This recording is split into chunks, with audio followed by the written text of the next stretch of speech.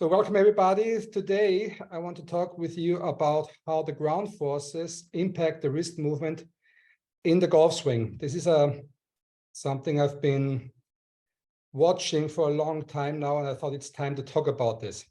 But first, before we start, I wanted to give a little background. I want to tell you, I've been working with hack motion ever since it came out. I think it was 2018.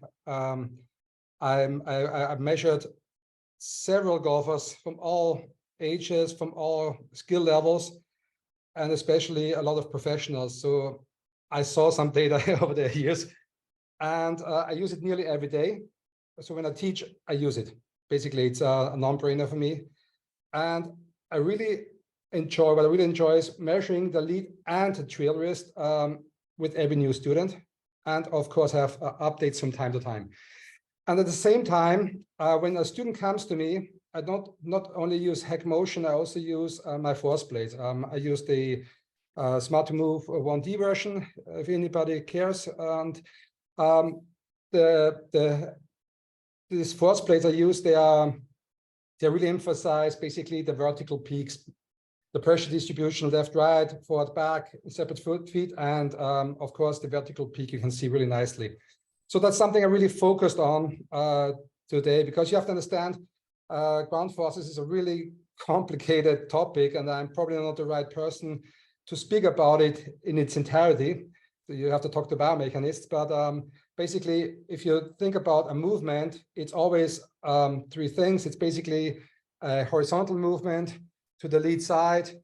Then just after that, you will have some forces, the AP forces, the forces that get your body turning basically, and in the end you will have the vertical forces, yeah? And so basically that's what I'm really focusing on today. And the interesting thing is, ever since I've been working with force plates and hack motion as a unit, I saw every time when I changed something in the pattern of how somebody puts pressure into his swing, how he moves his body, I saw also stuff is happening with the wrist. And I really thought about this because it makes sense, because you have to understand the golf swing is something which goes really fast. It creates a lot of forces in multiple directions, crazy things going on. And that makes it really difficult sometimes to control the wrists. I mean, if you probably had this, you put on the hack motion, you did the biofeedback and you tried stuff and you were trying to bow the wrist and stuff like that. And suddenly when you were hitting the ball, you saw, oh, it's extending again. And I think that happens because maybe there's a pattern in the whole body movement on the way how you use the ground forces, which is stronger than actually your will of changing something in the wrist. So it is worth looking at this, I think. So we can get better results. And the problem, what I had for this presentation were two things. First of all, I didn't have a lot of time, obviously. And so I spent some nights now in Abu Dhabi to work on my presentation. And the second thing was, it's really tough to get data actually, because the thing is, if you want to do different patterns, you need somebody who actually can pull them off. So I cannot get amateur golfers and say, hey, please show me how you load your lead side too much. Show me how you load your trail side too much. Show me how you peak late, how you peak early, and let's see what happens, because nobody can do it. And the professional golfers I work with, they're in the middle of the preparation for the season. I cannot start goofing around with swings. I want them to perform. So what I had to do is I had to do a self-test with myself. I was the guinea pig. And so this is by no way scientific, what I'm showing you here. It's just maybe something you want to think about in the future, and it's food for thought. Please see it this way. This is not a scientific research here. But I will show you what I saw and what happened when I did different things. So again, what I did is I went on my force plates. I tried to do 5 different things, and I verified basically my movement with the force plates, and then I also measured at the same time with the hack motion.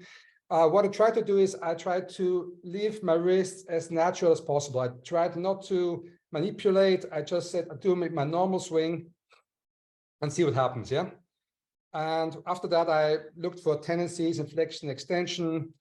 So if the wrists are going this way in radial and ulnar, and also if I saw some interesting rotation numbers. And I only focused on the lead wrist. I measured both wrists, but I want to focus on the lead wrist just for time reasons now. But I think everything I show you here is perfect if we only talk about one hand. So what did I test? I tested basically 3 versions of peaking. A vertical peak, you have to understand, is basically something when you push your body into the ground in the downswing and the ground pushes you up again. That's a vertical ground reaction force, which is very normal in a good golf swing. So I tried to test what happens when I had what's called a good timing, a perfect timing for a vertical peak. The second thing is what you tried is to actually not to peak. So basically try to stay down and not put pressure into the ground so I get an extension. And the third thing I tried to do is I tried to peak early. You probably could imagine early extension or something like that, yeah, when you come out of your posture too early. Also, I tried to exaggerate staying on the trail foot in the downswing, and I also tried to do the opposite, exaggerating to be a lot on my lead foot. Yeah, so, and yeah, and the interesting thing is, actually, I was only happy with one pattern. The other things were a little bit different. So let's start with the first pattern. That's I tried to I have the correct vertical peak timing. I did in this picture. You see me basically in the downswing in a position you would probably call it in the P system P5.5 or something, when the shaft is basically vertical to the ground. You can see my lead arm is just below parallel. That's probably a time where you could consider this is a good peaking time. You could discuss if it's maybe 1 or 2 frames earlier or later, but I would say that's a very good moment when you push into mainly in your lead foot, and the ground pushes you back. So you can see the red arrow pushing down. So basically you can understand that you, if you look at now in the window where I'm talking, you're moving basically down. You're going loading your lead foot. You're actually dropping at some height, and this unweighting will generate an opposite force, and it will push you up. So this could be called a peak, and that has a couple of good things. First of all, you get a lot of potential for club head speed. And what I saw, and we'll go on the next page, I saw there was a potential for a much more consistent delivery of the golf club into the ball. So as you can see here on the right top, this is you can see the graphs of a swing where I basically had a nice peak timing in the verticals. You can see at address I had like 23 degrees of extension with the lead wrist, which is a pretty normal grip, I would say. Had a little flexion at transition and even more flexion at impact. So I would consider this as a pretty standard movement of my wrists. Probably something you would see from a lead player, more or less. It's very functional for me. And what I wanted to point out here is if you look at the green graph, which is the flexion extension graph, yeah, and you look, you can see from the top to the impact, I was actually always flexing my lead wrist. And again, I didn't think about this. This is something which absolutely naturally happens in my golf swing. And you will see later, this was the only time, but really the only time when this happened. And all other patterns I tried, you could see my wrist going into extension. Will every golfer do this? I don't know. But I did it differently, so it had an impact for me. And this is definitely something you want to look at. if I looked at the radial ulnar side, so you saw I had 23 degrees minus so 23 degrees of ulnar deviation. Had a pretty much of radial deviation, the backswing, which I tend to do in the off season. I like to have it a little lower normally. And at impact, I was pretty similar with minus 27. So it was pretty much the same. And yeah, and I had like, what was it, 2,500 degrees per second rotation speed. To be honest, I didn't really see something really interesting in the patterns with the rotation stuff, but it's probably worth having a closer look at it in the future. Only when I did the pattern with the early extension, you can see there was a little less rotation, but you will see it later anyway. So let's keep this in mind here. This is when it had a good timing. Now I tried something else. I tried basically not to peak. So you have to imagine I tried to swing without pushing into the ground, without extending out of the ground. And I had a feeling as if I'm really staying down with my body. I could really feel my elbows separate, and it felt really, really flippy. When you're on force plates and you actually try not to push into the ground, yeah, and do nothing, what you normally get is what's called a little double peak, which means you get a reaction force. You will push up a little bit, but because you're resisting, not extending, you do it again, so twice, or maybe it's something you do 3 times. And that's basically something which is not considered as very healthy for the body, because you're actually trying to avoid a force. You're trying to avoid the body from extending, and that's something where you can get a spine injury and problem in your lower body, in the spine. So that's that was tough for me to do, actually, to have absolutely no peaks. So there were normally little double peaks, but they were not really high. And yeah, the movement felt really flippy. I had a whole high ball flight. I missed many balls to the left. I'm a right-handed golfer. And as you can see in the graph, I had pretty much extension at the impact. And you can see also from top of backswing to impact, the first movement was extension of the lead wrist, the green graph. If you forgot which one is which one. And yeah, and that didn't feel good at all. So yeah, and I saw also, if you look at the ulnar and radial deviation graph, you can see that I started with 28 of ulnar deviation in the start, and had 38 at impact. So basically my hands got a little bit higher at impact. And I would say probably the reason is because trying to stay down, I would have hit into the ground early. So I was flexing my elbows a little bit. I really could see it on the video when I did one. And probably that was a reaction of pulling in the elbows apart, that the wrists went down a little bit. So I thought that was quite interesting, because I had it on a couple of those. And yeah, and I went straight to the early vertical peak. You can see here in the picture here, my lead arm has just started the downswing. So it's probably around P4.7 or something here. So just before lead arm parallel. I would consider that as really early. So I pushed in the ground early, and the ground pushed me back. And to be honest, that was really tough to do. That was really tough to get the timing right for that. So I had a couple of balls on the force plates to actually get a feeling for that. And I topped nearly every ball. I mean, that's something probably amateur golfers do when they do that. They top the ball.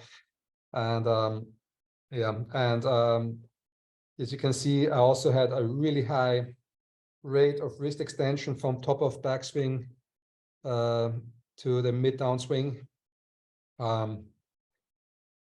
Again, a lot of wrist extension, high wrist extension at impact, around impact, and way more ulnar deviation at impact. I mean, that's not surprising, because when you lift your body early, your hands will go down. I had the lowest rotation numbers. You can see that it was only 1,922 degrees per second. So it's the rate of the closing, probably because everything was dumped away already. And my body stalled and couldn't turn anymore. So I would say probably that's the reason I didn't have a lot of rotation. But yeah, it's something which didn't feel really good, to be honest. What I think, which is noticeable here, is when you have younger players, young elite players, 15, 16-year-olds who start hitting the ball very far, you see it a lot, actually, that they early extend, and you see that they have a vertical peak, which is too early many times. And many times you will hear they have injury, the wrist starts hurting. And very often that comes from the over usage of ulnar deviation with the power to hit the ball at impact. And so maybe if you have a young kid who says, hey, my wrist is hurting, have a look at these ulnar radial deviation numbers, have a look maybe what he's doing in the force plate, if you have access to some, and because that could save his wrists from overuse. So next, what I did is I tried to excessively leave the pressure on the trail side in the downswing. Very easy task, I thought. Took me actually a couple of shots to do it because I'm so used loading my lead side that I really had to exaggerate to do it. And it was really difficult for me to hit the ball well. What a surprise, because what do amateur golfers do normally? They're on the trail side, the downswing, they hit the ball fat, they top it, and they scoop. And if you look at the graph, that's exactly what I did. A lot of extension in the lead wrist, in the downswing, and high rate of extension in the impact zone. Yeah, and interesting was also, this is one of the things I saw. I saw all sorts of things with the wrist. So it's something, I would say it's something which doesn't give you a consistent delivery of the wrist into the impact zone. But I thought this was the worst, actually, of all the data I had. So I had to find a little sample, which I'm going to show you here in the presentation here, and I actually had a hard time finding something. But I saw in all of them that there was wrist extension and yeah, scooping going on. Also with the trail side, I measured the trail side as well. I also saw a lot of the opposite move. And the only thing which was interesting is that the ulnar and radial deviation was pretty similar from setup into the impact zone. Yeah, something I don't recommend doing. Yeah, and now since there are many people trying not to sit on the trail side in the downswing, hitting the ball fat, they do the opposite. They try to excessively put pressure on the lead foot in the setup, in the downswing, at impact. So I tried that, and I started really left, and I tried to stay left, and I tried to have 100% pressure on the lead side at impact. So I wasn't bad doing that, by the way. So that was easier for me than the other one, to be honest. But as you could imagine, I started to feel really, really steep. And that was the only scenario where I actually could really feel my hands that they were trying to compensate something. They really were begging for loft, because I had the feeling if I keep on going, I will just smash the club into the ground and break my arms. So as you could imagine, I tried to save it with extension. I tried to save it with a high rate of lead wrist extension, also in the impact zone. So also not the best pattern, but at least I didn't top it. I didn't hit it fat, I mean.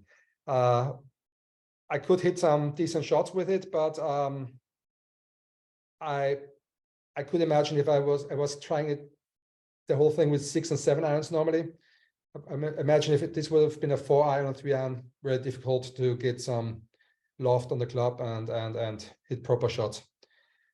Also, ulnar deviation and the ulnar deviation at impact was pretty much the same as in the setup.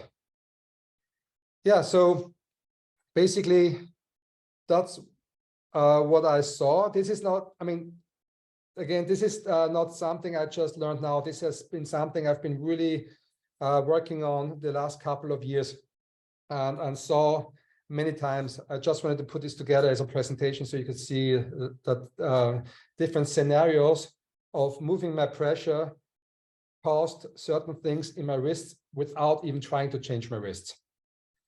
And